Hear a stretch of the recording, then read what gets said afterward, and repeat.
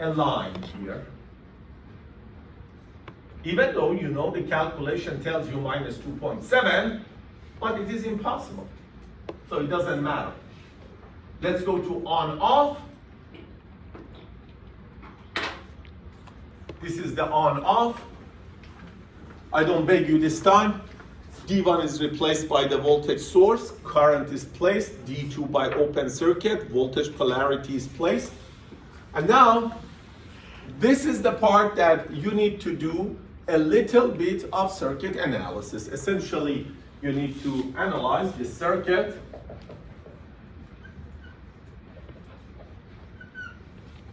Okay?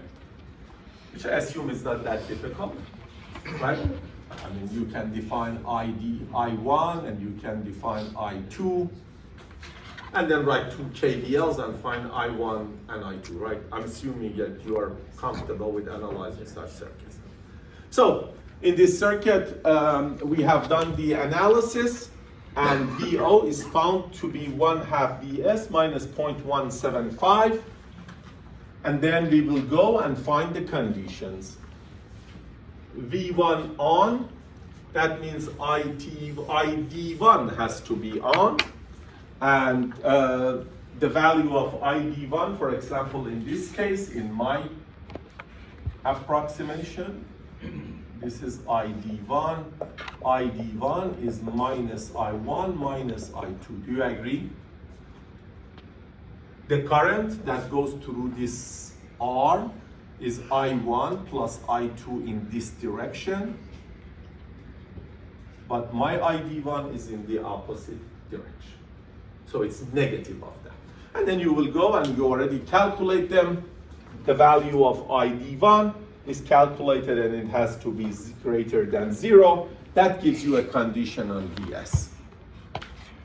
For VD2, life is much easier because minus VD2, is it plus or minus? Let me make sure I didn't make a mistake on this figure. Should be minus. Oh, it should be minus. That's the original circuit. So this polarity is minus 2 volt. Calculation is correct. The shape, the shape of the figure, it should be minus and plus 2 volts. And then you will get V minus VD2 minus 2 is equal to VO. You have already calculated VO to be this. You replace it and you put a condition on VS. VS between minus 5.05 and minus 1.05. And therefore, the third row of the table is now complete. Now, when you go to the fourth row, that both of them are on, then I hope you agree with me that the calculation of the output voltage is trivial, right? When you make both of them on, this becomes a voltage source of 0.7 volt. So the output is minus 2.7. Yes.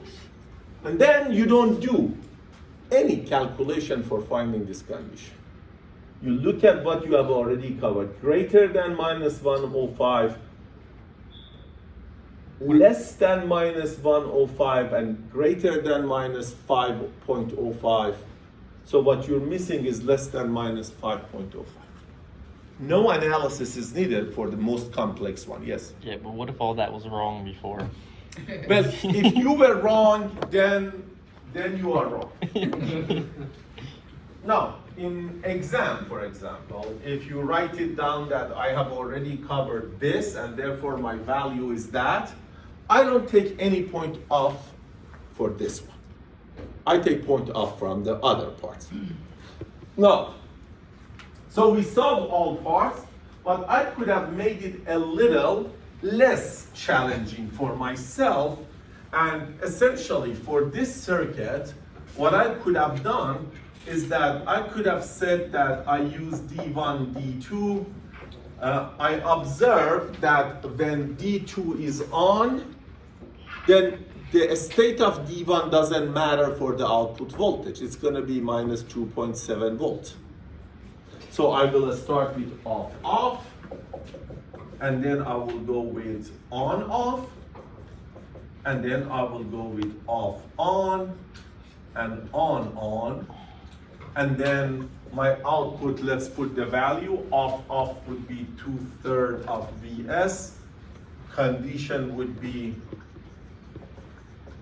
Vs greater than minus 1.05, on off would be 1/2 Vs minus 0.175, condition would be Vs between minus 5.05 and minus 1.05. And then I would say now, these two, I could analyze them together. I don't need to worry about the state of D1. As soon as D2 is on, the output is minus 2.7. For both of them combine, and both of them combined will give me this condition. So you see that for half of this table, my analysis was just one line. The output is minus 2.7, and the condition is whatever it is. Right. And then the plotting of the characteristic is also done for you. God damn. Now, you ask me, how do I find out whether I have made a mistake? Well, the remaining thing that helps you finding a mistake or not is the continuity of this curve. If you get a discontinuous behavior, you know you made a mistake somewhere. Any questions? Well, I hope at the end of this part of discussion, you appreciated the fact that analysis of a diode circuit with the ideal model at best boils down to 3 or 4 circuit analysis of the circuits that have only resistors and voltage sources, and at most they have 2 loops and maybe 3 or 4 resistors. So that would be, super trivial for your circuit theory course. Any questions? Good. So let's move on to some of the